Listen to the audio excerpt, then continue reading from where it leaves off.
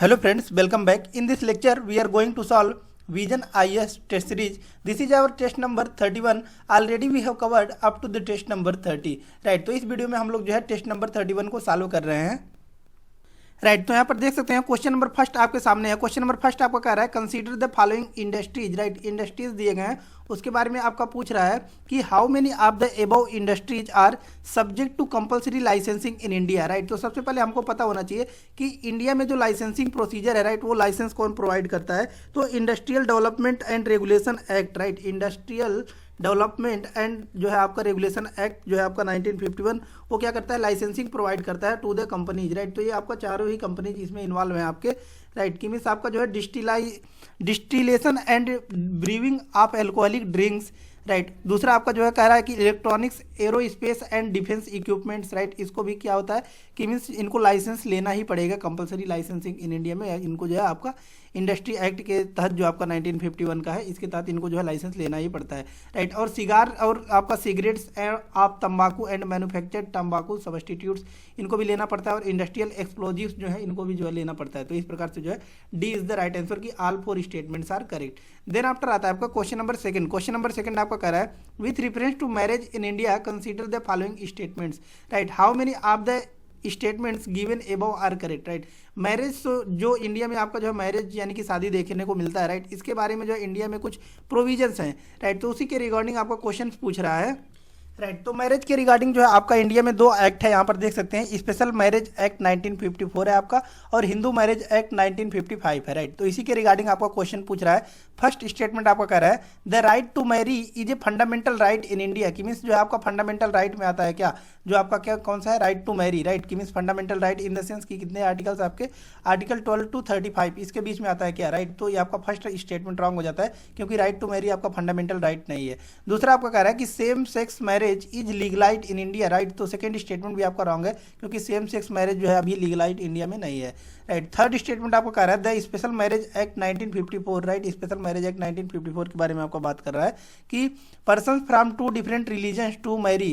Right, तो सही है कि मीन्स अलाउ है इसमें जो है आपका दो डिफरेंट मैरिज के रिलीजन्स के मैरिज जो है वो आपके अलाउ है. तो इस प्रकार से राइट आंसर कौन सा हो जाता है, A is the right answer कि only one statement is the correct. Next आता है आपका question number third. Question number third यहाँ पर देख सकते हैं, कह रहा है आपका consider the following pairs with reference to pottery in India. की मीन्स जो है यहाँ पर देख सकते हैं एक साइड आपका पॉटरी यानी कि बर्तन दिया गया, और ये किस स्टेट से इसका ओरिजिन हुआ है इसके बारे में पूछ रहा है. राइट, तो इसमें आपका फर्स्ट स्टेटमेंट दिया गया है कागजी. कागजी आपका कहाँ का है, राजस्थान का. सही है कि मीन्स जो आपका कागजी है वो आपका कहाँ का कागजी जो पॉटरी है आपका, ये कहाँ इसका ओरिजिन हुआ है आपका राजस्थान में. तो फर्स्ट स्टेटमेंट आपका सही है. और दूसरा आपका कह रहा है कि खुर्जा, खुर्जा गुजरात का है क्या, ये गुजरात का नहीं है बल्कि ये कहाँ पर आपका जो है उत्तर प्रदेश का है. राइट, तो इस प्रकार से जो है खुर्जा आपका उत्तर प्रदेश का है, तो सेकंड आपका रॉन्ग हो जाता है. थर्ड आपका कह रहा है सुरई. सुरई आपका वेस्ट बंगाल का ही है, तो थर्ड आपका सही है, फर्स्ट और थर्ड सही है. तो राइट आंसर कौन सा हो जाएगा आपका जो है, ये आपका second statement is the right answer कि first and third only. Next आता है आपका क्वेश्चन नंबर 4. क्वेश्चन नंबर 4 यहाँ पर देख सकते हैं. क्वेश्चन नंबर 4 आपको कह रहा है consider the following pairs. Military exercise दिए गए हैं एक साइड आपका, उसके बाद पूछ रहा है आपका इंडिया एंड एसोसिएटेड नेशंस के बारे में आपका पूछ रहा है how many of the above pairs are correctly match. की मीन्स जो है ये आपका एक्सरसाइज है ये इसी देश से बिलोंग करता है या फिर नहीं करता है, इसके बारे में आपका पूछ रहा है कितना स्टेटमेंट करेक्ट है. राइट, तो इसमें आपका जो है फर्स्ट स्टेटमेंट कह रहा है कि एक्वेरिन मालदीव से होता है क्या. तो फर्स्ट स्टेटमेंट आपका सही है कि मीन्स जो है एक्वेरिन आपका एक बायलेटरल एक्सरसाइज है जो कि इंडिया और आपका कौन से, इंडिया और मालदीव के बीच में देखा जाता है, और ये आपका क्या किया जाता है, अल्टरनेट इसका जो है आपका होल्डिंग किया जाता है. तो फर्स्ट आपका सही है.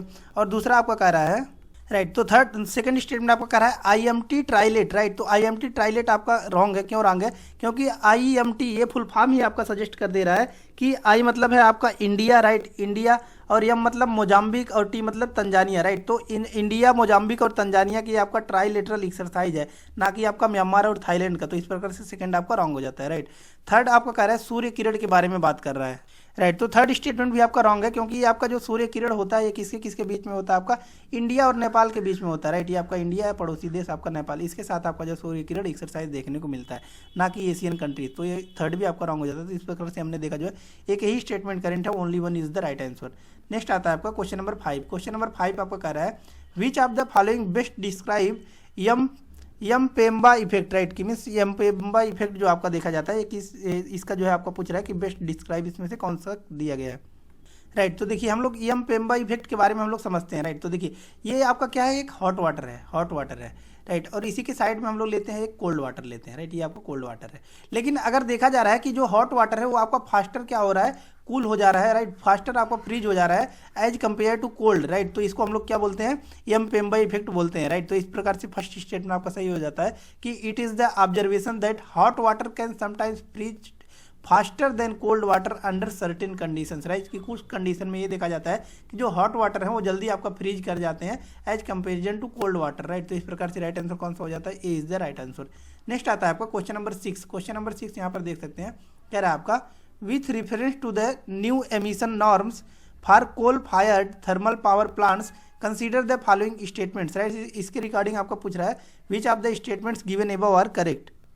राइट। तो देखिए क्वेश्चन नंबर जो है 6 को हम लोग समझते हैं। क्वेश्चन नंबर 6 आपका कह रहा है with reference to the new emission norms. Right. कि मीन्स जो आपका न्यू एमिशन नॉर्म यानी कि जो कोल फायर आपका थर्मल पावर प्लांट्स है जहाँ पर वो क्या होते हैं, गैसेज रिलीज होते हैं, उसके लिए आपका जो नोटिफिकेशन जारी किया गया उसके बारे में आपका रिगार्डिंग पूछ रहा है क्वेश्चन कि कौन कौन सा स्टेटमेंट आपका करेक्ट है। तो फर्स्ट आपका कह रहा है कि power plants with 10 kilometre radius of National Capital Region. Right. जितने भी आपके एनसीआर रीजन है, कैपिटल रीजन है, उसके बारे में आपका पूछ रहा है कि will have to comply with the new norms by 31 December 2025। Right. तो ये आपका फर्स्ट स्टेटमेंट रॉन्ग है क्योंकि ये आपका जो है अप्लाई हुआ है जो है आपका 31 दिसंबर आपका जो है 2024 से ही इसको देखने को मिलेगा। राइट। तो लेकिन ये कह रहा है आपका 31 दिसंबर 2025। राइट। तो ये आपका फर्स्ट स्टेटमेंट इसलिए आपका रॉन्ग हो जाता है। दूसरा आपका कह रहा है new emission norms requires installation of the, right, यहाँ पर देख सकते हैं installation of the flue gas desulphurisation equipment for compliance with sulphur dioxide emissions. Right. तो सेकंड स्टेटमेंट आपका करेक्ट है। इस प्रकार से राइट आंसर कौन सा हो जाता है, B is the right answer, only 2 statement is correct. Next आता है आपका क्वेश्चन नंबर 7। क्वेश्चन नंबर 7 आपका कह रहा है who among the following safe guard fundamental rights in India. Right. कि मीन्स जो आपके फंडामेंटल राइट्स हैं उसके बारे में पूछ रहा है कि इंडिया में कौन प्रोटेक्ट करता है। राइट। तो देखिए अगर आपको कोई भी प्रॉब्लम होता है तो आप क्या करते हैं, कोर्ट में पिटीशन हायर करते हैं। राइट। तो जो है आपका इस प्रकार से राइट आंसर इसका कौन सा हो जाएगा कि कोर्ट जो है वही आपका क्या करता है, जो फंडामेंटल राइट्स हैं आपका उसको प्रोटेक्ट करता है। कौन, कोर्ट ही प्रोटेक्ट करता है। तो राइट आंसर कौन सा हो जाता है, is the right answer. Next आता है आपका क्वेश्चन नंबर 8। क्वेश्चन नंबर 8 आपका कह रहा है consider the following statements regarding the national Green tribunal. Right. NGT जो आपका नेशनल ग्रीन ट्रिब्यूनल है उसके रिगार्डिंग आपका पूछ रहा है how many of the statements given above are correct. Right. तो नेशनल ग्रीन ट्रिब्यूनल के बारे में आपका जो है फर्स्ट स्टेटमेंट कर रहा है it is a constitutional body established under article 21 of the Indian constitution. Right. तो फर्स्ट स्टेटमेंट आपका रॉन्ग हो जाता है क्योंकि आपका क्या है कि यह एक स्टेचुटरी बॉडी है। स्टेचुटरी बॉडी क्यों है आपका, क्योंकि ये बनाया गया था आपका 2010 में। राइट। 2010 में आपका जो है ये आपका बनाया गया था। Right. National Green tribunal act के तहत आपका जो है बनाया गया था। Right. National Green tribunal act के तहत जो है आपका बनाया गया था। ट्रिब्यूनल एक्ट 2010 आपका इसी के तहत बनाया गया था। तो ये आपका क्या है कि स्टेचुटरी बॉडी है, ना कि आपका कॉन्स्टिट्यूशनल बॉडी है। राइट। हाँ, लेकिन ये है कि मीन्स जो है इंस्पायरेशन इसको आर्टिकल 21 से ही मिला था। राइट। लेकिन ये आपका कॉन्स्टिट्यूशनल बॉडी नहीं है। राइट। तो फर्स्ट स्टेटमेंट आपका रॉन्ग हो जाता है। दूसरा कह रहा है it has power to hear all civil and criminal cases related to environmental issues. Right. तो सेकंड स्टेटमेंट भी आपका रॉन्ग हो जाता है क्योंकि कह रहा है कि इसके पास क्या होता है कि पावर होता है कि ये हियर कर सकता है केसेज सिविल और क्रिमिनल दोनों को। तो सिविल को तो कर सकता है लेकिन जो है क्रिमिनल केसेज कोई आपका हियर नहीं कर सकता है। तो इस प्रकार से सेकंड स्टेटमेंट आपका रॉन्ग हो जाता है। थर्ड आपका कह रहा है while passing the orders National Green Tribunal will apply principle of sustainable development and polluters to pay. Right. तो थर्ड स्टेटमेंट आपका करेक्ट है। और फोर्थ कह रहा है आपका it is mandated to make and endeavor of disposal of applications or appeals finally within 6 months of the filling of the same। Right. तो third and fourth दोनों स्टेटमेंट आपका करेक्ट है। इस प्रकार से राइट आंसर कौन सा हो जाता है आपका, B is the right answer की only 2 statement is correct. Next आता है आपका क्वेश्चन नंबर 9। क्वेश्चन नंबर 9 यहाँ पर देख सकते हैं न्यूज़पेपर दिया गया है एक साइड आपका और एक साइड आपका लीडर्स दिए गए हैं। इसके बारे में पूछ रहा है कि how many pairs given above are correctly match, की मीन्स इसमें से कौन कौन से पेयर्स आपके करेक्टली मैच हैं। राइट। तो फर्स्ट जो है आपका न्यूज़पेपर जो पत्रिका दिया गया है अमृत बाजार पत्रिका के बारे में बात कर रहा है कि ये आपके किसके द्वारा जो है आपका लिखा गया था, शिशिर कुमार घोष के द्वारा किया। तो फर्स्ट आपका जो है करेक्ट है कि मीन्स ये जो है आपका शिशिर कुमार घोष जी के द्वारा ही आपका जारी किया गया था। दूसरा आपका कह रहा है कि ईस्ट इंडियन, तो ईस्ट इंडियन आपका दादा भाई नौरोजी जी के द्वारा नहीं बल्कि जो है आपका किसके, हेनरी विवियन डेरेजियो के द्वारा जो है आपका जारी किया गया था। राइट। तो सेकंड आपका रॉन्ग हो जाता है। थर्ड आपका कह रहा है इंडियन मिरर के बारे में। राइट। तो इंडियन मिरर जो था आपका वो यनियन सेन के द्वारा जो है आपका जारी किया गया था। इस प्रकार से जो है थर्ड स्टेटमेंट भी आपका रॉन्ग है। तो राइट आंसर कौन सा हो जाता है? A is the right answer, sorry B is the right answer, only one statement is correct. Right. Next आता है आपका क्वेश्चन नंबर 10। क्वेश्चन नंबर 10 यहाँ पर देख सकते हैं। क्वेश्चन नंबर 10 आपका कह रहा है with reference to the free movement regime agreement, right, FMR free movement regime, consider the following statements, how many of the given statements are correct. Right. Free movement regime के बारे में आपको पूछ रहा है कि कितने स्टेटमेंट्स आपके करेक्ट हैं।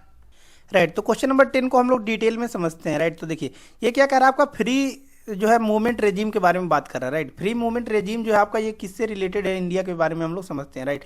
तो ये आपको पता है कि नॉर्थ ईस्टर्न रीजन है इंडिया का, ये आपका नॉर्थ ईस्टर्न रीजन है। राइट। ये आपका इंडिया का क्या है, नॉर्थ ईस्टर्न रीजन आता है आपका, यानी कि आपका अरुणाचल प्रदेश हो गया। राइट। ये आपका नॉर्थ ईस्टर्न रीजन आता है। राइट। North eastern region. और हमको पता है कि इसी साइड आपका एक जो है इंडिया से बॉर्डर शेयर करता है, ये आपका म्यांमार। राइट। म्यांमार आपका जो है इंडिया से बॉर्डर शेयर करता है।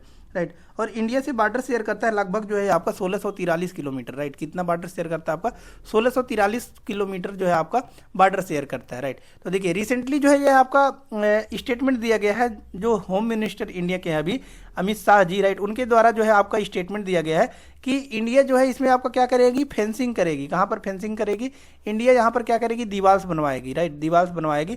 इसकी वजह से आपका न्यूज में था, तो इसीलिए जो है आपका क्वेश्चन पूछा गया है कि फ्री मूवमेंट रेजिम के बारे में जो अमित शाह जी ने बोला है कि मीन्स इसको जो है हम लोग क्या करेंगे, विदाउट पेपर वर्क जो है कोई इलीगल माइग्रेंट इधर नहीं आ सकता है, इसलिए हम लोग क्या करेंगे, फेंसिंग करेंगे। तो इसलिए आपका न्यूज में था।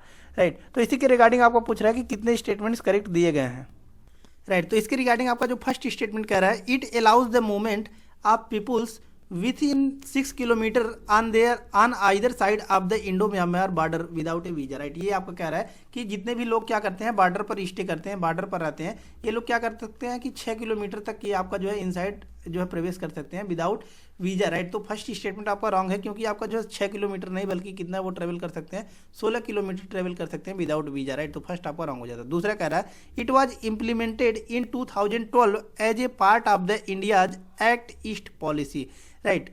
राइट। तो सेकंड स्टेटमेंट भी आपका रॉन्ग हो जाता है, क्योंकि ये आपका इंप्लीमेंट किया गया था 2012 में नहीं बल्कि 2018 में नरेंद्र मोदी जी के द्वारा जो है एक्ट ईस्ट पॉलिसी के द्वारा जो है आपका इसके द्वारा जो है आपका यहाँ पर ये इंट्रोड्यूस किया गया था। राइट। थर्ड आपका कह रहा है कि it allows a stay of up to 8 weeks per visit. Right. तो थर्ड स्टेटमेंट भी आपका रॉन्ग दिया गया है। राइट। तो देखिए थर्ड स्टेटमेंट आपका रॉन्ग क्यों दिया गया है, इसके बारे में हम लोग समझते हैं। राइट। तो इसमें क्या है कि मीन्स आपको एक बॉर्डर पास बनवाना होगा और यह पास आपका जो है 1 साल के लिए वैलिड होगा, 1 साल के लिए वैलिड होगा। और अगर आप यह पास लेकर एक बार जाते हैं, राइट, म्यांमार में मान लीजिए जाते हैं, राइट, तो आप 2 वीक तक के लिए आप स्टे कर सकते हैं। राइट। ये आपका प्रोविजन है, ना कि आपका जो है 8 वीक। तो इसलिए जो है थर्ड स्टेटमेंट भी आपका रॉन्ग हो जाता है। तो राइट आंसर कौन सा हो जाता है आपका? D is the right answer कि none of the above. Right. None of the above. Next आता है आपका क्वेश्चन नंबर 11। क्वेश्चन नंबर 11 यहाँ पर देख सकते हैं, कह रहा है consider the following statements regarding the new development bank. Right. New development bank के बारे में आपका पूछ रहा है कि कितने स्टेटमेंट्स which of the statements given above are correct, कौन कौन से स्टेटमेंट जो है आपके वो करेक्ट दिए गए हैं।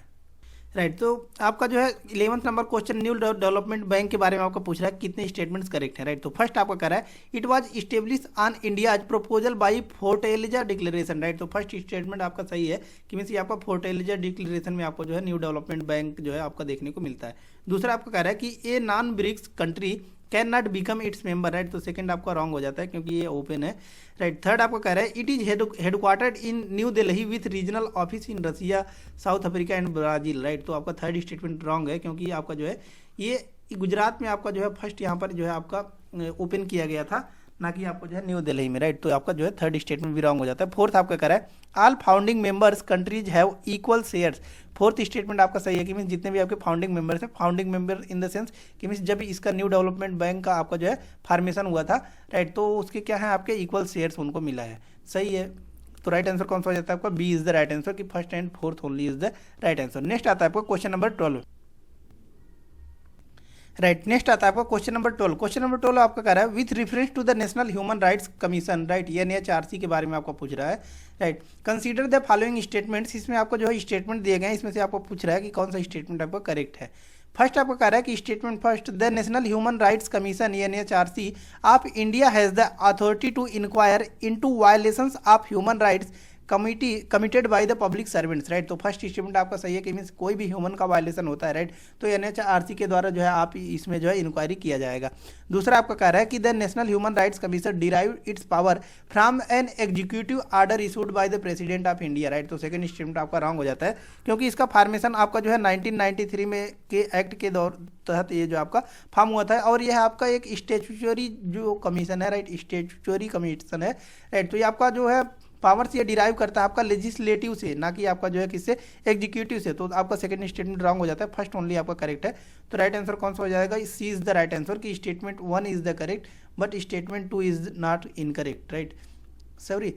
तो आपका स्टेटमेंट सी आपको क्या कह रहा है कि statement 1 is correct but statement 2 is incorrect, right, कि मीन्स जो है आपका स्टेटमेंट फर्स्ट करेक्ट है लेकिन आपका स्टेटमेंट सेकंड जो है वो इनकरेक्ट है।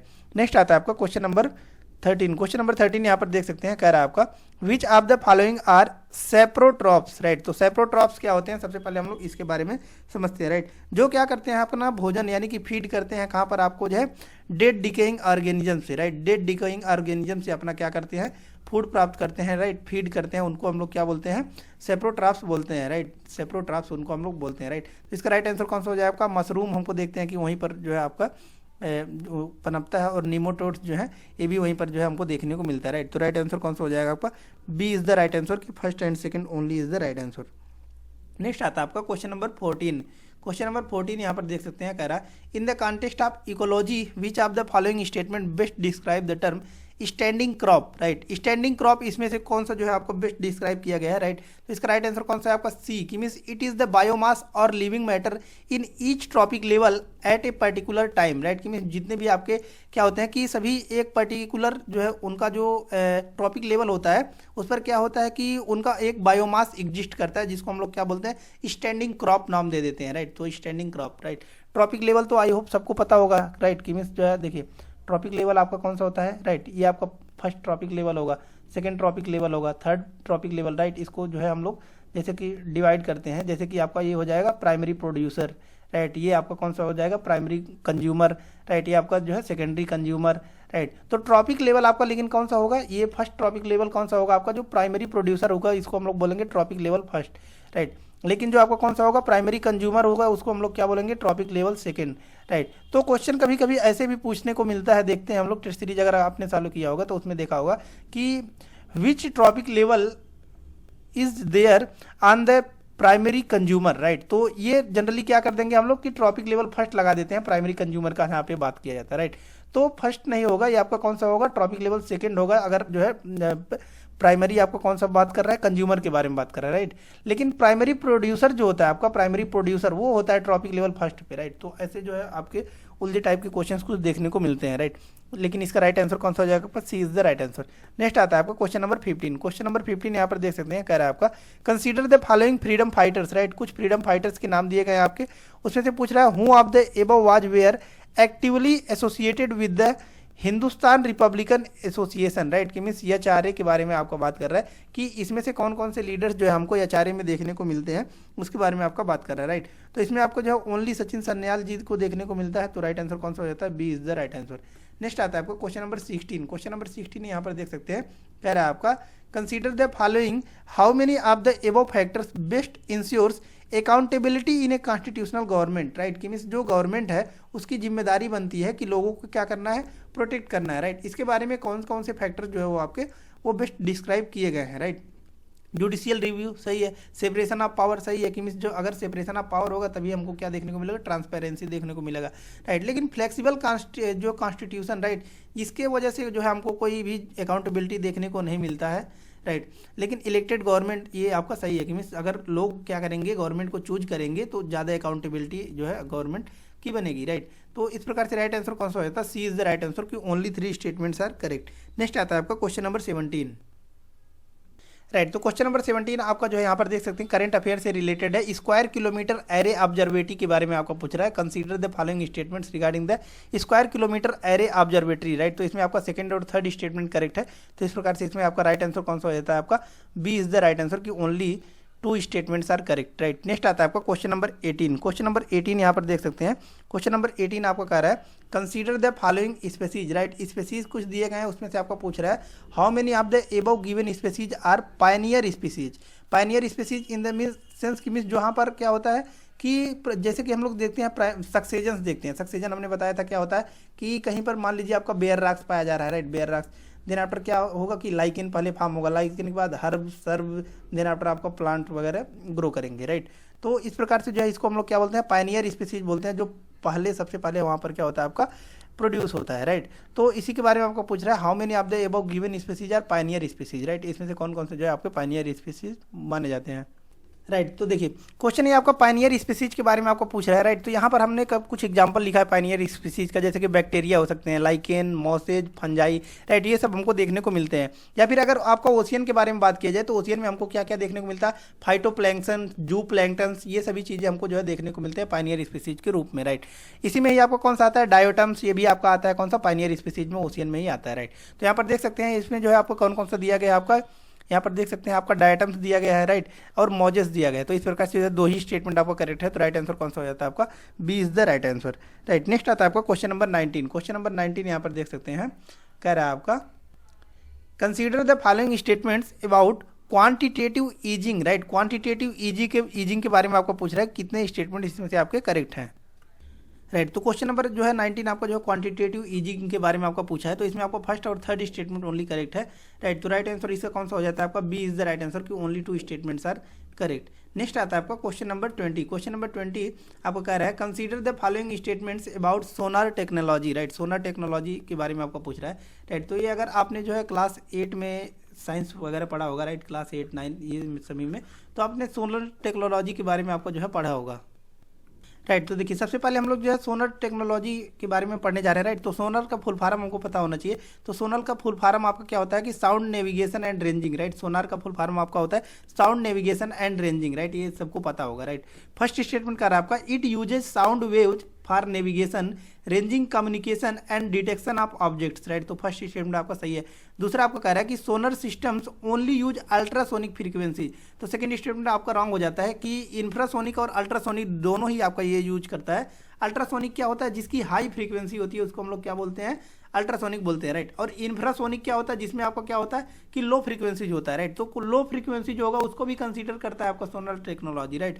तो इस प्रकार से जो आपका सेकंड आपका रॉन्ग हो जाता है। थर्ड आपका कह रहा है कि sonar technology can only be used for under water applications, right. तो थर्ड स्टेटमेंट आपका रॉन्ग है कि ओनली आपका अंडर वाटर में नहीं बल्कि जो है और जगह पर भी इसका यूज किया जाता है, राइट। तो इस प्रकार से राइट आंसर कौन सा हो जाता है, A is the right answer, only 1 statement is correct. Next आता है आपका question number 21, right. Question number 21 आपको कह रहा है, यहाँ पर देख सकते हैं consider the following statements, right. इसमें स्टेटमेंट दिया गया है, इसमें से आपको पूछ रहा है कि कौन सा जो है करेक्ट एक्सप्लेनेशन है, राइट, करेक्ट स्टेटमेंट दिया गया है। फर्स्ट आपको कह रहा है कि statement first thermoregulation is energetically expensive particularly for small animals like shrews and humming birds, right. तो सही है कि मीन्स जो थर्मो रेगुलेशन होता है आपका वो क्या होता है आपका एनर्जेटिकली एक्सपेंसिव होता है, और क्या होता है कि स्मॉल एनिमल्स के लिए जो है और ज़्यादा एक्सपेंसिव होता है, राइट। दूसरा आपका कह रहा है कि small animals have a large surface area relative to their volume, right. तो सही है कि मीन्स उनका जो है सरफेस एरिया अगर वॉल्यूम के अकॉर्डिंग देखा जाए, जो छोटे एनिमल्स होते हैं तो उनका ज़्यादा होता है, राइट। तो इस प्रकार से जो है एक्सप्लेनेशन भी सही है। तो राइट आंसर कौन सा हो जाता है आपका, A is the right answer कि both statements are correct and the second statement is the correct explanation of the statement first. Next आता है आपका क्वेश्चन नंबर 22। क्वेश्चन नंबर 22 यहाँ पर देख सकते हैं, कह रहा है आपका India is a mega biodiverse country in this context consider the following statements, how many of the statements given above are correct, right. कि मीन्स इंडिया को बायोडाइवर्स कंट्री माना जाता है, राइट। ये तो सबको पता होगा। इसके रिगार्डिंग में आपका पूछ रहा है कि कितने स्टेटमेंट्स आपके करेक्ट है, राइट। तो इसमें आपको जो है तीनों ही स्टेटमेंट करेक्ट दिए गए हैं। तो राइट आंसर कौन सा होता है आपका, C is the right answer. देखिए फर्स्ट आपको कह रहा है कि almost 1 of every 4 species of flowering plants found in India is endemic to the country, right. तो सही है। दूसरा आपका कह रहा है कि more than 40% of all endemic flowering plants are herbs, right. तो ये भी आपका सही है। तीसरा आपको कह रहा है the Himalayas possess the maximum orchid species among the 10 biogeographic zones of India, right. तो तीनों स्टेटमेंट आपका करेक्ट दिया गया है। तो राइट आंसर कौन सा हो जाता है आपका जो है, C is the right answer. Next आता है आपका क्वेश्चन नंबर 23। क्वेश्चन नंबर 23 यहाँ पर देख सकते हैं, कह रहा है आपका राइट, यहाँ पर देख सकते हैं with reference to Macaulay minute consider the following statement. Right, तो मैकाले मिनट्स के रिगार्डिंग आपका जो है आपका मॉडर्न हिस्ट्री से क्वेश्चन पूछा गया है। राइट, तो इसमें आपको जो तीनों स्टेटमेंट दिए गए हैं, तीनों स्टेटमेंट आपके रॉन्ग दिए गए हैं। राइट, तो लेकिन इसमें पूछ रहा है how many of the statement given above are correct. Right, तो तीनों ही आपका रॉन्ग दिया गया है, तो राइट आंसर कौन सा हो जाता है आपका D is the right answer हो जाता है। राइट, की means none of the above. Right, none of the above. Next आता है आपका क्वेश्चन नंबर 24।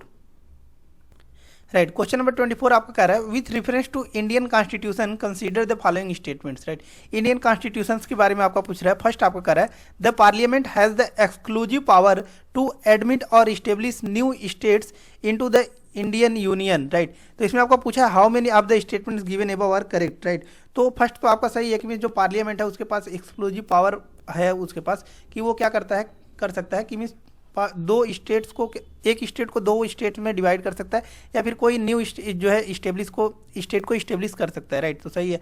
दूसरा आपको कह रहा है कि the Indian constitution exempts laws on state admission और boundary changes from being considered constitutional amendments under article 368। Right, तो सही है कि मीन्स हमको जो इंडियन कॉन्स्टिट्यूशन है उसमें अगर अमेंडमेंट के बारे में बात किया जाता है तो वो कौन सा आपका आर्टिकल है 368 ही है। राइट, तो सही है।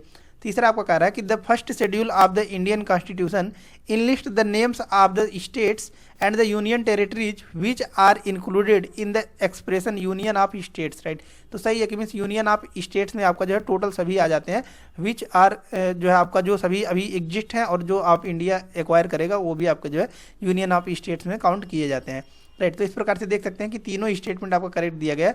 तो राइट आंसर कौन सा हो जाएगा आपका जो है C is the right answer की all three statements are correct. Right, next आता है आपको क्वेश्चन नंबर 25।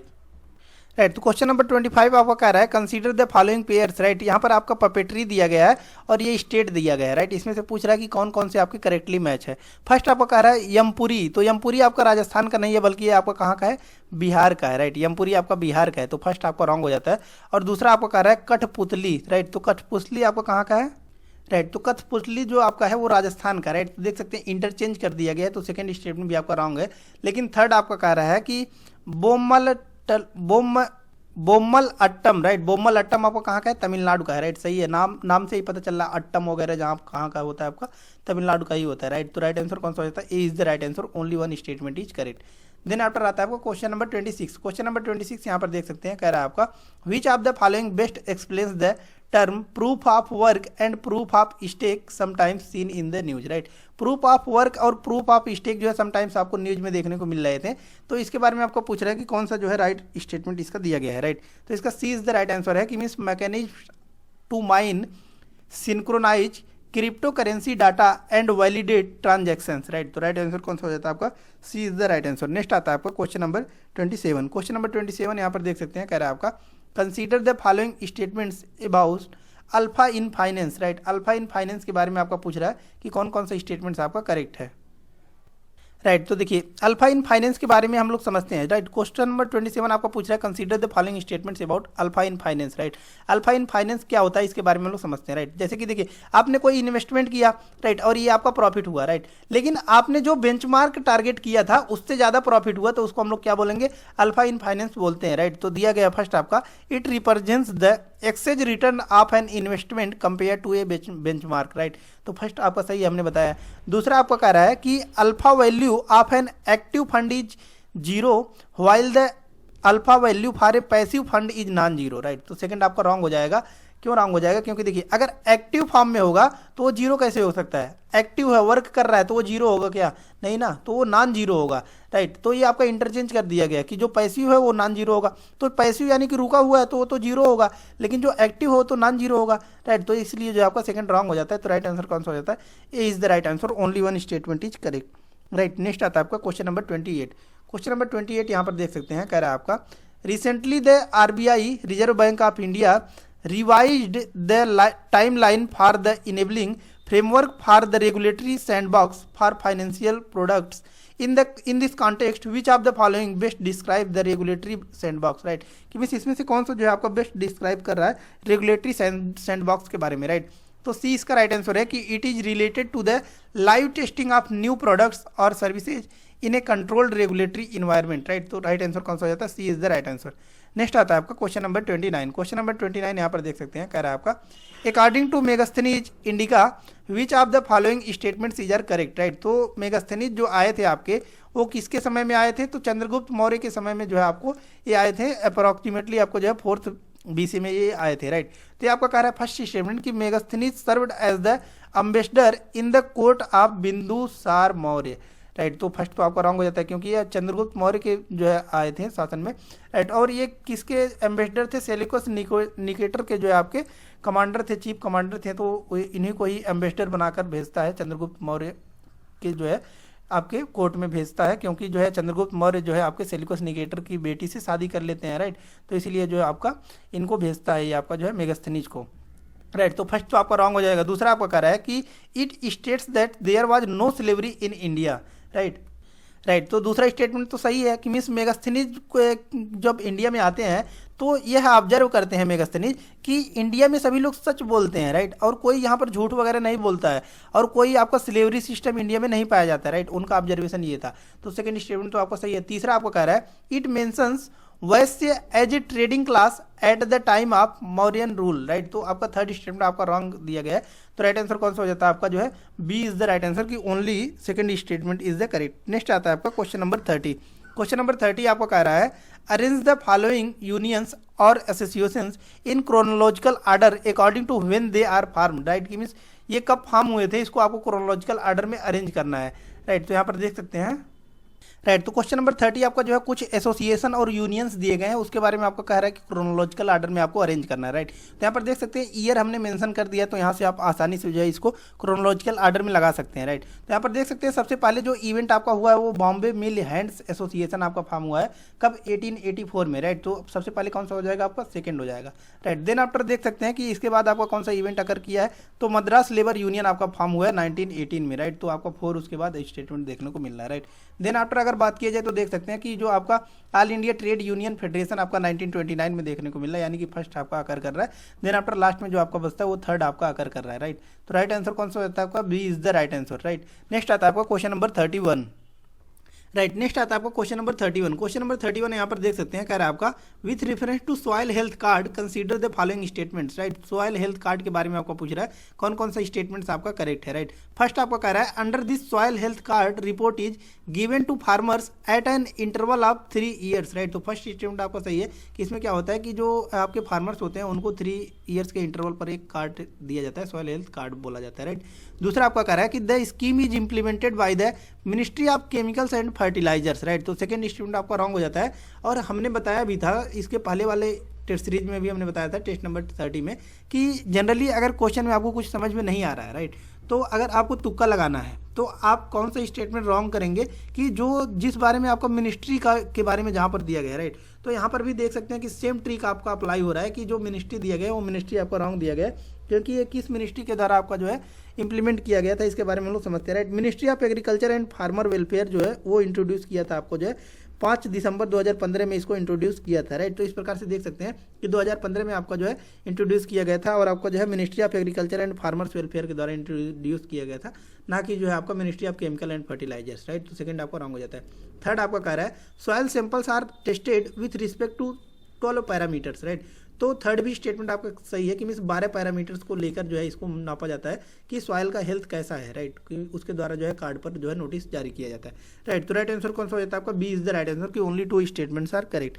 देन आफ्टर आता है आपका क्वेश्चन नंबर 32। क्वेश्चन नंबर 32 यहाँ पर देख सकते हैं, कह रहा है आपका consider the following statements about land forms, right. Land forms के बारे में आपको पूछ रहा है which of the land forms given above are extrusive volcanic land forms, right. एक होता है आपका कौन सा इंट्रूजिव वोल्केनिक और एक कौन सा होता है आपका एक्सट्रूजिव वोल्केनिक, राइट। तो ये क्या होता है इसके बारे में थोड़ा सा समझ लेते हैं। इंट्रूजिव वोल्केनिक मतलब क्या हो गया कि मीन्स ड्यू टू वोल्केनिक आपका लैंड फार्म तो फार्म हुआ लेकिन अर्थ के अंदर ही फार्म हो गया, राइट। उसको हम लोग क्या बोलते हैं इंट्रूजिव लैंड फार्म बोलते हैं, राइट। और एक स्टेटमेंट आपको ये भी देखने को मिलता है कि जो अर्थ के अंदर पाया जाता है, राइट, जो इंट्रूजिव होता है उसके पार्टिकल्स जो होते हैं वो क्या होते हैं बड़े बड़े होते हैं, राइट। क्यों बड़े होते हैं क्योंकि यहाँ पर क्या होता है हॉट मोल्टेन मटेरियल्स होते हैं और ये गर्म होता है, राइट। तो गर्म होता है तो जल्दी ये ठंडा नहीं हो पाता जिसकी वजह से क्या होते हैं पार्टिकल्स आपके बड़े हो जाते हैं।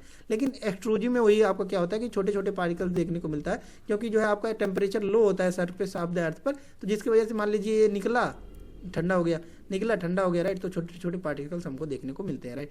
तो इसके बारे में, लेकिन ये आपको पूछ रहा है एक्सट्रूजिव वोल्केनिक लैंडफॉर्म के बारे में पूछ रहा है कि कौन कौन सा स्टेटमेंट आपका करेक्ट है, राइट। तो इसका राइट आंसर कौन सा हो जाएगा आपका? C is the right answer हो जाएगा कि सिंडर देखने को मिलते हैं, उसके बाद आपको जो है कंपोजिट कोन देखने को मिलते हैं और क्रेटर देखने को मिलते हैं एक्सट्रूजिव वोल्केनिक लैंडफॉर्म में। नेक्स्ट आता है आपका क्वेश्चन नंबर 33। क्वेश्चन नंबर 33 आपका कह रहा है which of the following is the correct sequence of A food chain, right. Food chain का करेक्ट सीक्वेंस इसमें जो है आपको कौन सा देखने को मिल रहा है, इसके बारे में आपका जो है पूछ रहा है, राइट। तो यहाँ पर देख सकते हैं सबसे पहले ये इसका राइट आंसर कौन सा हो जाएगा? 4 इसका राइट आंसर हो जाएगा कि डाइनोफ्लैगलेट्स, राइट। देन आफ्टर आपको कौन सा आता है? कॉपेपोड्स। देन आफ्टर आता है आपको कौन सा? Hering's, right. तो इसके पहले हमने पढ़ाया था सेप्रोफाइट्स, राइट, सेप्रोफाइट्स, राइट। तो सेप्रोफाइट्स में हमने बताया था कि क्या होता है आपका कि जो क्या होते हैं इस पर जो डिपेंड होते हैं वो किस पर डिपेंड होते हैं? डेड एंड डिकेइंग जो है पार्टिकल्स पर ये क्या करते हैं? अपना फीड प्रोडक्ट करते हैं, राइट। तो ये आपका इसी का ही एग्जाम्पल्स में हमने बताया था कि एक डायटम्स के बारे में बताया था जो कि किसका एग्जाम्पल था? आपका फाइटोप्लैंक्टन्स में देखने को मिलता है, राइट। उसी में ही आपको देखने को मिलता है कौन सा? डायनोफ्लैक्टस भी देखने को मिलता है, राइट। तो इस पर आपको जो है फीड करते हैं कौन से आपके जो है? कॉपेपोड्स। देन आफ्टर आते हैं आपके हेरिंग्स, राइट। तो ये आपका एक फूड चेन बन जाता है, एक फूड सीक्वेंस बन जाता है, राइट। तो राइट आंसर कौन सा हो जाता है आपका जो है? ये डी इसका राइट आंसर हो जाता है। नेक्स्ट आता है आपका क्वेश्चन नंबर 34। क्वेश्चन नंबर 34 यहाँ पर देख सकते हैं क्या रहा है आपका? With reference to minority educational institutions consider the following statements, right. Minority educational institutions के बारे में आपको पूछ रहा है how many of the statements given above are correct, right. तो क्वेश्चन नंबर 34 यहाँ पर देख सकते हैं कह रहा है आपका कि ये माइनॉरिटी एजुकेशनल इंस्टीट्यूशन के बारे में आपको पूछ रहा है कितने स्टेटमेंट्स आपके करेक्ट हैं, राइट। तो इसमें आपका जो है फर्स्ट स्टेटमेंट ओनली करेक्ट है और सेकंड और थर्ड आपका इनकरेक्ट है। तो राइट आंसर कौन सा हो जाता है आपका? Only one. फर्स्ट आपका कह रहा है कि reservation rules do not apply to the minority educational institution, right. कि जितने भी आपके क्या है कि रिजर्वेशन रूल्स अप्लाई किए गए हैं वो आपके माइनॉरिटी एजुकेशनल इंस्टीट्यूशन पे अप्लाई नहीं होंगे, राइट। फर्स्ट आपका सही है और सेकंड एंड थर्ड आपका रॉन्ग है। तो राइट आंसर कौन सा हो जाता है आपका? Is the right answer. Next आता है आपका फेमा और फेरा के बारे में आपका पूछ रहा है, यहाँ पर देख सकते हैं कह रहा है आपका consider the following statements regarding foreign exchange and regulations act, यानी कि फेरा and foreign exchange management act यानी कि फेमा, राइट। इसके बारे में आपका पूछ रहा है कि how many of the statement given above are correct, right. तो देखिए क्वेश्चन नंबर 35 का फेरा और फेमा के बारे में थोड़ा थोड़ा हम लोग समझ लेते हैं, राइट। तो देखिए फेरा जो होता है आपका foreign exchange and regulations act, ये आपका किस लिए लाया गया था कि मीन्स जितने भी आपके क्या हो रहे हैं कि ट्रेड्स हो रहे हैं, राइट। फॉरेन्स यानी कि विदेशों के द्वारा हमारा जो ट्रेड्स हो रहा है उसको क्या करना है? सिंप्लीफाई करने के लिए, राइट। इसको फैसिलिटेटिंग एंड सिंप्लीफाइंग करने के लिए जो है आपका फेरा लाया गया था, राइट। लेकिन जो फेमा था वो आपके country with in the country में बनाया गया था ताकि मतलब जो भी आपके करेंसी हो रहे हैं, इंपोर्ट एक्सपोर्ट हो रहे हैं, राइट, उसको बेटर तरीके से हैंडल किया जा सके, राइट। इसलिए आपका जो है फेमा बनाया गया था, राइट। राइट। और बात आती है कि मीन्स आपका फेमा कब बना था? तो ये बाय द पार्लियामेंट आपका बना था 1973 में, इसको जो है इसका फॉर्मेशन हुआ था, राइट। अब इसके बारे में आपको पूछ रहा है कितने स्टेटमेंट्स आपके करेक्ट हैं, राइट। तो देखिए इसमें आपका जो फर्स्ट स्टेटमेंट कह रहा है कि unlike FERA violations of FEMA are regarded as criminal offence, right. तो फर्स्ट स्टेटमेंट आपका रॉन्ग दिया गया है क्योंकि आपका जो फेरा होता है, राइट, फेरा का अगर रूल्स एंड रेगुलेशंस का कोई वायलेशन करता है, राइट, तो वो आता है आपका क्रिमिनल ऑफेंस में आता है, राइट। और जो आपका फेमा का रूल्स एंड रेगुलेशंस का वायलेशन करता है वो किस में आता है आपका जो है? ये आपका सिविल ऑफेंस में आता है, राइट, सिविल ऑफेंस में आता है, राइट। तो ये आपका अपोजिट दे दिया गया कि फेमा को जो आपका आता है वो आपका क्रिमिनल में आता है और जो फेरा आता है वो आपका सिविल में आता है, राइट। तो ये अपोजिट दे दिया है, राइट। तो ये आपको याद रखना कि जो फेरा है foreign exchange and regulations act जो है आपका, राइट, वो आपका क्रिमिनल ऑफेंस में आता है, इसका कोई रूल्स एंड रेगुलेशन का वायलेशन करता है। और जो फेमा यानी कि जो विद इन द कंट्री आपका जो है जो भी आपके हो रहे हैं इसको क्या होता है? सिविल ऑफेंस माना जाता है, राइट। तो फर्स्ट आपका रॉन्ग हो जाता है। और दूसरा आपका कह रहा है कि there is a provision for tribunal under the FEMA unlike FERA, right. तो सही है कि मीन्स जो है आपका फेमा के अंदर आपका जो है एक ट्रिब्यूनल का भी कॉन्सेप्ट है, जैसे कि हमने अभी जीडीटी पढ़ा था, राइट, कि ग्रीन मीन्स जो हमने पढ़ा था कौन सा? ग्रीन ट्रिब्यूनल पढ़ा था, राइट, ग्रीन ट्रिब्यूनल के बारे में पढ़ा था, राइट। तो ये भी आपका क्या था? ट्रिब्यूनल था, राइट। नेक्स्ट आपका कह रहा है कि statement number 3 FERA did not allow for external commercial borrowings but it is allowed under FEMA, right. तो थर्ड स्टेटमेंट भी आपका सही है कि फेरा जो है वो अलाउ नहीं करता आपका एक्सटर्नल कमर्शियल बारोविंग को, लेकिन जो आपका फेमा है वो आपका जो है अलाउ करता है, राइट। तो इस प्रकार से राइट आंसर कौन सा हो जाता है आपका? B is the right answer कि 2 statements are correct, right, only 2 statements are correct. Next आता है आपका question number 36, right. Question number 36 आपका कह रहा है with reference to the incident and trafficking database consider the following statements, right. कि means incident और ट्रैफिकिंग डाटाबेस के बारे में आपका पूछ रहा है कि कौन कौन सा स्टेटमेंट इसमें देख सकते हैं, कह रहा है करेक्ट है, राइट। तो दोनों ही स्टेटमेंट इसमें आपका इनकरेक्ट दिया हुआ है, तो इस प्रकार से राइट आंसर कौन सा हो जाता है आपका? D is the right answer.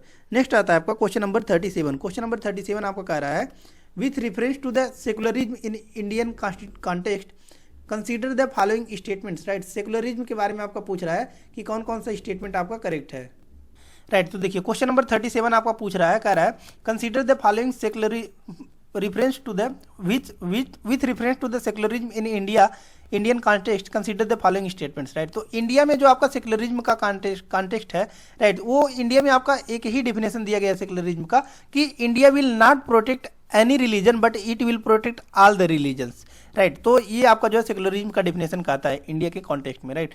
First आपका कह रहा है कि Indian secularism deals only with religious freedom of individuals and not with the religious freedom of minority communities, right. तो फर्स्ट स्टेटमेंट आपका रॉन्ग हो जाता है, क्योंकि जो है इंडिया ने साफ साफ बोल दिया है कि हम किसी को भी प्रोटेक्ट नहीं करेंगे लेकिन हम सभी को प्रोटेक्ट करेंगे, राइट। तो सभी में आपका जो है माइनॉरिटी भी आ जाते हैं, माइनॉरिटी कम्युनिटीज को भी प्रोटेक्ट करेगा, राइट। तो इस प्रकार से देख सकते हैं ये आपका कह रहा है कि only religious freedom of individuals and not with the religious freedom of minority, right. तो इस प्रकार से फर्स्ट आपका रॉन्ग हो जाता है। और दूसरा आपका कह रहा है it is based on the principle of the strict separation of state and religion, right. तो सेकंड स्टेटमेंट भी आपका रॉन्ग है, क्योंकि इंडिया में सभी को ऑथोराइजेशन है, राइट, कि मीन्स आप अपने धर्म का प्रचार प्रसार कर सकते हैं, अपना इंस्टीट्यूशंस बना सकते हैं, राइट, आप किसी भी धर्म का आप पूजा कर सकते हैं, राइट। ये सब फ्रीडम्स है, राइट। तो इसमें कोई भी स्ट्रिक्टनेस नहीं है। तो ये आपका राइट आंसर कौन हो जाता है, आपका D is the right answer कि neither one nor two. Next आता है आपका क्वेश्चन नंबर 38। क्वेश्चन नंबर 38 यहाँ पर देख सकते हैं, कह रहा है आपका consider the following statements regarding positronium recently seen in the news, right. कि मीन्स जो आपका पोजिटोरियम ये आपका न्यूज में था, इसके बारे में आपका पूछ रहा है कि कौन कौन सा statement, how many of the statement given above are correct, right. तो इसमें आपका जो है फर्स्ट स्टेटमेंट ओनली करेक्ट दिया गया है, ये आपका न्यूज का टॉपिक है, राइट। तो इसको आप लोग पढ़ सकते हैं। देखिए it is a fundamental atom consisting of both matter and anti matter, right. कि मीन्स जो आपका पोजिटोरियम होता है ये आपका एक फंडामेंटल एटम है जो बना होता है आपका किसका, मैटर और एंटी मैटर दोनों का, राइट। तो राइट आंसर कौन सा हो जाता है आपका, A is the right answer कि only one statement is correct. Next आता है आपको क्वेश्चन नंबर 39। क्वेश्चन नंबर 39 यहाँ पर देख सकते हैं, कह रहा है with reference to the national efficient cooking programme consider the following statement, right. National efficient cooking programme के बारे में आपको पूछ रहा है कि कौन कौन से स्टेटमेंट्स आपके करेक्ट हैं, राइट। तो यहाँ पर देख सकते हैं कि क्वेश्चन नंबर 39 आपको कह रहा है कि कुकिंग प्रोग्राम के बारे में आपको पूछ रहा है, नेशनल एफिशिएंट कुकिंग प्रोग्राम के बारे में कि कौन कौन सा स्टेटमेंट आपका करेक्ट है। फर्स्ट आपका कह रहा है it is an initiative of solar energy corporation of India limited, right. तो फर्स्ट स्टेटमेंट आपका रॉन्ग दिया गया है, क्योंकि ये आपका इनिशिएटिव है किसका, आपका ministry of power, right. Ministry of power का ये आपका जो है इनिशिएटिव है, ना कि आपका जो solar energy corporation India limited का, राइट। तो फर्स्ट आपका रॉन्ग हो जाता है। और ये भी देख सकते हैं आपका उसी ट्रिक से सॉल्व हो रहा है जो हमने जो है किसमें बताया था, जो टेस्ट नंबर 30 हमने चालू कर रहा था, तो उसमें हमने बताया था कि अगर आपको कुछ नहीं समझ में आता है तो हमको क्या करना है कि जो ऑर्गेनाइजेशन के बारे में जो जिसकी बात कर रहा है, राइट, वो आपका रॉन्ग जनरली होता है, राइट। इसी प्रकार से क्वेश्चन फ्रेम ही किया जाता है। तो यहाँ पर भी देख सकते हैं ऑर्गेनाइजेशन के ही नाम को गलत दिया गया है, राइट। तो सेकेंड आपको कह रहा है it aims to deploy induction based cooks stoves as a cost effective cooking solutions, right. तो सेकंड स्टेटमेंट आपका सही है, राइट। तो इस प्रकार से राइट आंसर कौन सा हो जाता है, B is the right answer, only two statement is correct. Next आता है आपका क्वेश्चन नंबर 40। क्वेश्चन नंबर 40 यहाँ पर देख सकते हैं, ये आपका कह रहा है कि recently garba of Gujarat has been inscribed in the representative list of intangible cultural heritage of humanity by the United Nations Educational Scientific and Cultural Organization, यानी कि यूनेस्को के द्वारा जो है आपका क्या किया गया है, इंटेंजिबल कल्चरल हेरिटेज में इसको क्या किया गया, कंसीडर किया गया आपका। इसके बारे में आपका पूछ रहा है consider the following statements about garba, right. तो गरबा के बारे में कुछ, गरबा आपका क्या है कि स्टेट डांस है आपका कहाँ का, गुजरात का। ये लगभग जो है सबको पता होगा कि मीन्स स्टेट डांस आपका गुजरात का है, ये देखने को मिलता है, राइट। तो इसी के बारे में आपका पूछ रहा है कि कौन कौन सा स्टेटमेंट्स आपका करेक्ट है, राइट। तो यहाँ पर देख सकते हैं गरबा के बारे में आपका फर्स्ट स्टेटमेंट कर रहा है Garba showcases the infinite nature of birth death and reincarnation, right. तो फर्स्ट स्टेटमेंट आपका सही है। दूसरा आपको कह रहा है it is exclusively performed only during Navratri, right. तो ये आपका ओनली ड्यूरिंग नवरात्रि नहीं, जो है आपका वेडिंग के समय में या फिर कोई पार्टी फंक्शन हो रहा है उसमें भी जो है ये आपका गरबा परफॉर्म करते हैं, राइट। तो सेकंड आपका रॉन्ग हो जाता है, राइट। नेक्स्ट आपका जो है स्टेटमेंट नंबर 3 का रहा है, राइट। नेक्स्ट आपका जो है स्टेटमेंट नंबर 3 का रहा है कि the garba dancers hold sticks in both their hands and strike them together on the beats of the musical instruments, right. तो बहुत से लोग ये भी बोलेंगे कि स्टेटमेंट नंबर 3 भी करेक्ट है, राइट। लेकिन थर्ड आपका स्टेटमेंट इनकरेक्ट है। क्यों? क्योंकि ये आपका डांडी के बारे में बात कर रहा है, डांडी के बारे में। स्टिक जो है लेते हैं कब, डांडी जब परफॉर्म करते हैं तो वहां पर वो लोग क्या करते हैं कि स्टिक्स लिए रहते हैं दोनों हाथों में, राइट। लेकिन जब गरबा परफॉर्म किया जाता है, राइट, तो अगर आपने देखा होगा राइट। तो ये इसमें आपने अगर गरबा के बारे में देखा होगा तो इसमें क्या होता है कि हैंड और जो है पैर के मूवमेंट को परफॉर्म किया जाता है, ना कि इसमें कोई स्टिक्स लिए रहते हैं, राइट। तो इस प्रकार से जो है थर्ड आपका रॉन्ग हो जाता है, राइट। तो राइट आंसर कौन सा हो जाएगा, ए इज द राइट आंसर, की only one statement is correct, right. Next आता है आपका क्वेश्चन नंबर 41, राइट। नेक्स्ट आता है आपको क्वेश्चन नंबर 41। क्वेश्चन नंबर 41 यहाँ पर देख सकते हैं, कह रहा है आपका consider the following statements, right. Statement दिए गए हैं, इसमें से पूछ रहा है कौन सा स्टेटमेंट आपका करेक्ट है। फर्स्ट आपका कह रहा है mature red blood cells lose their nucleus during the process called enucleation, right. तो देखिए रेड ब्लड सेल्स जो होते हैं आपके, वो क्या करते हैं, रेड ब्लड सेल्स कि मीन्स लंग्स से ऑक्सीजन को क्या करते हैं, पूरे बॉडी में सर्कुलेट करते हैं, राइट। ये आपका क्या होता है, आरबीसी का काम होता है, राइट। तो ये कह रहा है आपका कि मैच्योर रेड ब्लड सेल्स जो होते हैं, यानी कि जो क्या होते हैं कि मैच्योर हो गए रहते हैं, राइट, वो क्या करते हैं, लूज कर देते हैं their nucleus during the process of called enucleation, right. तो ये लूज नहीं करते हैं, बल्कि ये क्या होते हैं आपके गेन करते हैं। तो आपको फर्स्ट आपका रॉन्ग हो जाता है। दूसरा आपका कह रहा है losing the nucleus reduces the red blood cells capacity to carry more oxygen carrying haemoglobin, right. सही है कि जब आपका क्या हो जाएगा कि न्यूक्लियस रिड्यूस होगा आपका, तो रेड ब्लड सेल्स जो कैपेसिटी होगा कैरिंग मोर ऑक्सीजन, राइट, वो भी आपका क्या हो जाएगा, रिड्यूस हो जाएगा, राइट। तो सही है। तो इसका राइट आंसर कौन सा हो जाता है, D is the right answer, की मीन्स फर्स्ट स्टेटमेंट आपका रॉन्ग है, लेकिन सेकंड स्टेटमेंट आपका करेक्ट है, राइट। नेक्स्ट आता है आपका क्वेश्चन नंबर 42। क्वेश्चन नंबर 42 यहाँ पर देख सकते हैं, कह रहा है आपका in the context of biotechnology karyotyping is related to, right. Biotechnology में आपका जो है ये आपका एक टर्म मिला था कैरियोटाइपिंग, राइट। इसके बारे में पूछ रहा है कि कौन सा स्टेटमेंट आपका करेक्ट है, राइट। तो ये आपका क्या है, एक क्रोमोसोम है, राइट। तो राइट आंसर कौन सा हो जाता है, A is the right answer. Next आता है आपका क्वेश्चन नंबर 43। क्वेश्चन नंबर 43 यहाँ पर देख सकते हैं, कह रहा है आपका consider the following statements with respect to cloud burst. Cloud burst के बारे में आपको पूछ रहा है कितने स्टेटमेंट्स आपका करेक्ट है, राइट। तो क्वेश्चन नंबर 43 में आपका जो है क्लाउड बस्ट के बारे में आपको पूछ रहा है। क्लाउड बस्ट का मतलब क्या होता है, जो हमको बादल फटना यानी कि हैवी रेनफॉल देखने को मिलता है, उसको हम लोग क्या बोलते हैं, क्लाउड बस्ट बोलते हैं, राइट। तो इसी के रिगार्डिंग आपका क्वेश्चन पूछ रहा है। फर्स्ट आपका कह रहा है कि cloud burst are typically associated with cumulonimbus clouds, right. तो फर्स्ट आपका सही है कि मीन्स ये टिपिकली एसोसिएटेड होते हैं किससे, आपके क्यूमुलोनिम्बस क्लाउड से, राइट, जहाँ पर क्या होता है आपका हैवी रेनफॉल देखने को मिलता है, राइट। तो फर्स्ट स्टेटमेंट आपका जो है ये आपका करेक्ट दिया गया है, राइट। ये आपका थंडर स्टॉर्म और हैवी रेनफॉल देखने को मिलता है।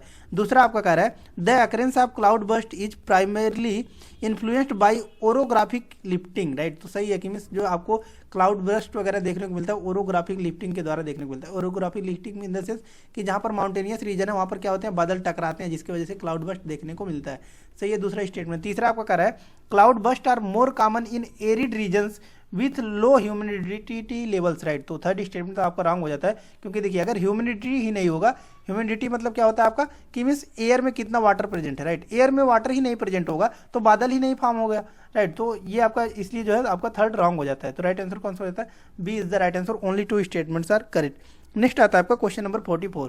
क्वेश्चन नंबर 44 यहाँ पर देख सकते हैं, कह रहा है आपका consider the following statements regarding the treaty of Alinagar. Treaty of Alinagar के बारे में आपको पूछ रहा है कितने स्टेटमेंट इससे आपका करेक्ट है, राइट। तो ये ट्रीटी ऑफ अलीनगर के बारे में आपको पूछ रहा है कौन कौन सा स्टेटमेंट आपका करेक्ट है, राइट। यहाँ पर देख सकते हैं फर्स्ट आपका कह रहा है it was signed between the Robert Clive, जो ब्रिटिश का आपका जो है आपके गवर्नर थे, राइट, रॉबर्ट क्लाइव, उनके बारे में आपका बोल रहा है, and the Nawab of Bengal Sirajuddaulah, right. तो फर्स्ट आपका सही है कि मीन्स ये आपका ट्रीटी जो आपका साइन हुआ था किसके द्वारा जो है साइन हुआ था, आपका ब्रिटिशर्स की तरफ जो है रॉबर्ट क्लाइव थे, और जो है इंडिया की तरफ से आपके जो है बंगाल ऑफ नवाब जो थे आपके जो है ये आपका सिराजुद्दौला, इनके द्वारा जो है साइन हुआ था। दूसरा आपको कह रहा है as per the terms of the treaty the Nawab would recognize all the provisions of the Farrukhsiyar फरमान ऑफ 1717, राइट। तो सेकंड स्टेटमेंट भी आपका सही है। थर्ड आपका कह रहा है it led the foundations for the battle of Plassey, right. तो इसके बाद जो आपका बैटल ऑफ प्लासी होता है 1757 में, ये आपका जो है इसका भी एक रिजल्ट देखने को मिलता है। तो सही है कि मीन्स तीनों स्टेटमेंट आपका करेक्ट है। नेक्स्ट आता है आपको क्वेश्चन नंबर 45। क्वेश्चन नंबर 45 यहाँ पर देख सकते हैं, ये आपका कह रहा है कि the term Swiss challenge sometimes seen in the news is an, right. कि मीन स्विस चैलेंज के बारे में आपका पूछ रहा है कि कौन सा स्टेटमेंट आपका करेक्ट है, राइट। तो ये आपका क्या है कि investment model to award contracts to private players by the government through the process of bidding, right. तो इसका राइट आंसर कौन सा हो जाता है, C is the right answer. Next आता है आपका क्वेश्चन नंबर 46। क्वेश्चन नंबर 46 यहाँ पर देख सकते हैं, ये आपको कह रहा है consider the following statements regarding the agrarian measures of Mohammad bin Tughlaq, right. Agrarian measure मतलब कि जितने भी आपके एग्रीकल्चर में सुधार वगैरह किए गए थे, मोहम्मद बिन तुगलक ने क्या क्या किया था उसके बारे में आपका पूछ रहा है, right. How many of the statements given above are correct, right. कि मीन्स कितने स्टेटमेंट्स इसमें से आपके करेक्ट है, राइट। तो ये आपका 46 नंबर क्वेश्चन पूछ रहा है कि एग्रेरियन में जो आपका रिफॉर्म किए गए थे मोहम्मद बिन तुगलक जी के द्वारा, उसके बारे में आपका पूछ रहा है। राइट। तो फर्स्ट आपका कह रहा है कि he introduce the practice of giving agricultural loans. Right. तो सही है कि मीन्स उसने क्या किया था, प्रैक्टिस किया था कि मीन्स एग्रीकल्चरल लोन देने की।